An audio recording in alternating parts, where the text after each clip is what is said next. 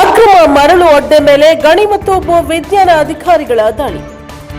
ಗದಗ ಜಿಲ್ಲೆಯ ಲಕ್ಷ್ಮೇಶ್ವರ ತಾಲೂಕಿನ ಬಟ್ಟೂರು, ಪುಟ್ಟಗಾಂವ್, ಬಡ್ನಿ ಹಾಗೂ ಅಮರಾಪುರ ಗ್ರಾಮದ ವ್ಯಾಪ್ತಿಯ ಪಟ್ಟ ಜಮೀನುಗಳಲ್ಲಿ ಅನಧಿಕೃತವಾಗಿ ಅಕ್ರಮ ಮರಳುಗಾರಿಕೆ ಕುರಿತು ತಾಲೂಕಿನ ಕಂದಾಯ ಇಲಾಖೆಯಿಂದ ಮಾಹಿತಿ ಬಂದ ಹಿನ್ನೆಲೆ ಬುಧವಾರ ಗಣಿ ಮತ್ತು ವಿಜ್ಞಾನ ಇಲಾಖಾ ಅಧಿಕಾರಿ ಉಮೇಶ್ ಮಾಡಳ್ಳಿ ಅವರು ಕಂದಾಯ ಇಲಾಖೆಯ ಅಧಿಕಾರಿಗಳೊಂದಿಗೆ ಅಕ್ರಮ ಮರಳು ಸಾಗಾಟ ಮಾಡ್ತಾ ಇದ್ದ ಅಡ್ಡೆಯ ಮೇಲೆ ದಾಳಿ ನಡೆಸಿದ್ದಾರೆ.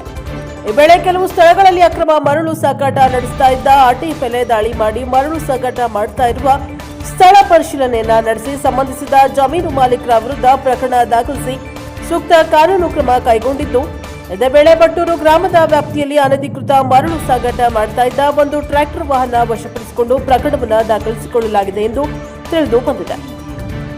Bureau report Veeranna Hadapada NKS TV4 Lakshmeshwar.